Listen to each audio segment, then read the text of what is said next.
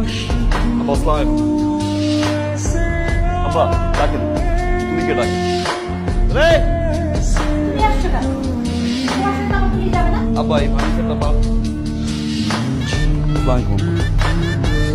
বলে, তুমি কি করে পারলা? হ্যাঁ, 2 দিনের মাথায় আমার মেয়েটাকে বাইরে করে দিতে? আমার মেয়ে তোমার সাথে যাবে না। তুমি এখন যাও। কথা আমাকে আগে বলতে পারলেন না? আগে বলিনি তো কি হয়েছে? এখন বললাম।